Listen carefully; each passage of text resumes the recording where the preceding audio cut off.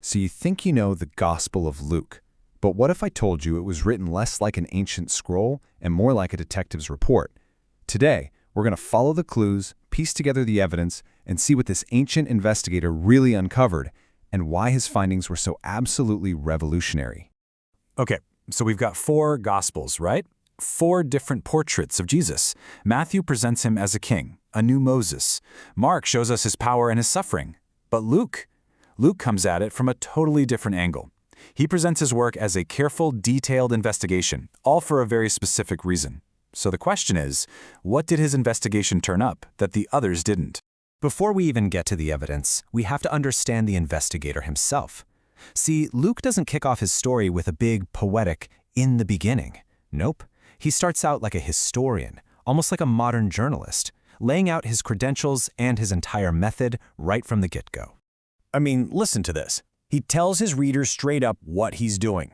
He's not just retelling old stories. He's creating a structured, orderly account based on, and this is the key phrase, investigating everything carefully.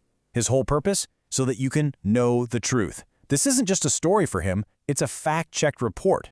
And get this, he even tells us how he did his research. First, he says he reviewed the written accounts that were already out there. He did his homework. Second, and this is so important, he went and talked to the original eyewitnesses, the people who were actually there. And third, only after all that digging did he sit down to write his own definitive version. I mean, that's a pretty clear, systematic process, right? So the big question is, if Luke did all this extra research, what did he find? What are the exclusive scoops that he decided to include in his account? Well, this is where his unique perspective really starts to pop. He consistently, and I mean consistently, zooms in on people from the absolute fringes of society. Let's just start at the very beginning, the birth of Jesus. In Matthew's Gospel, it's a total VIP event. You've got these foreign dignitaries, the wise men, showing up with gifts fit for a king. But in Luke, who gets the first announcement? A bunch of shepherds. And believe me, that choice is deliberate and incredibly radical. You see, we have this cozy, romantic image of shepherds from our Christmas cards. But in the first century, no way. This would have been shocking. Shepherds were considered dirty, dishonest, total social outcasts. They were right at the bottom of the social ladder. So for Luke to make them the first witnesses, wow, that's a huge statement about who this good news is really for. And this focus on the outsider just keeps going. Take a story you will only find in the book of Luke, the parable of the Good Samaritan. To the original audience, a Samaritan was the absolute last person you'd ever expect to be the hero of a story.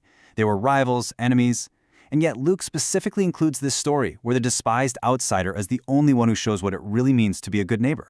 The pattern just gets stronger. Luke is also the only one to tell us about Jesus healing 10 lepers. Now, lepers were the ultimate outcasts, literally banished from society.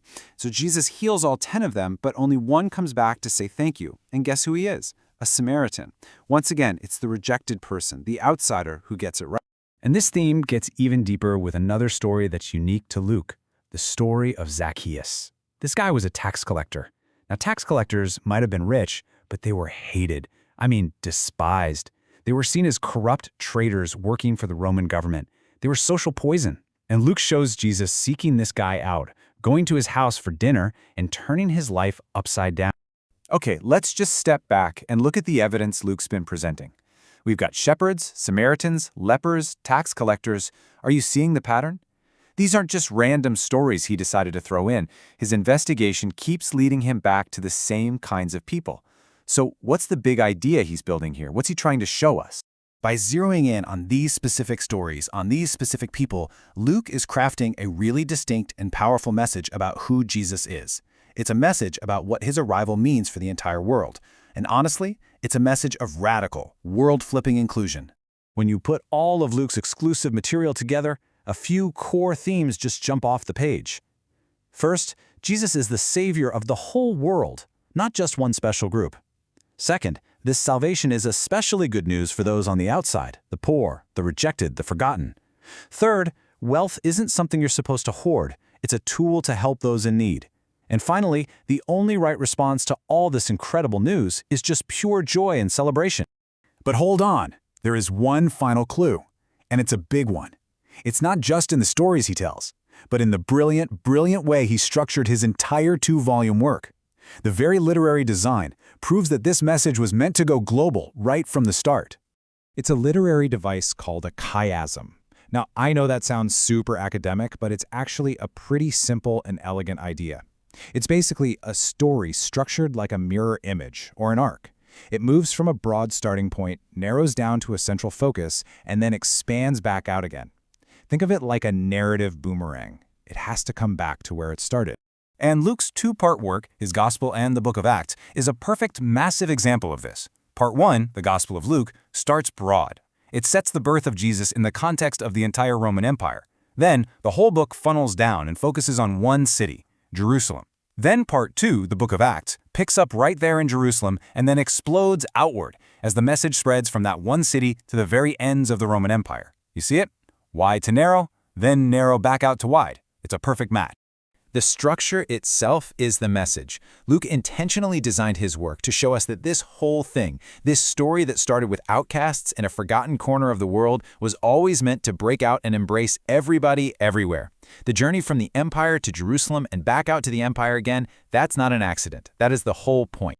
So here's where we land. Through meticulous investigation, a laser focus on the forgotten, and this incredible literary structure, Luke presents a savior for the outsider, a message of hope for the hopeless. Which leaves us with one last question to think about. By intentionally choosing to tell the story from the bottom up, did Luke end up writing the most revolutionary story of all?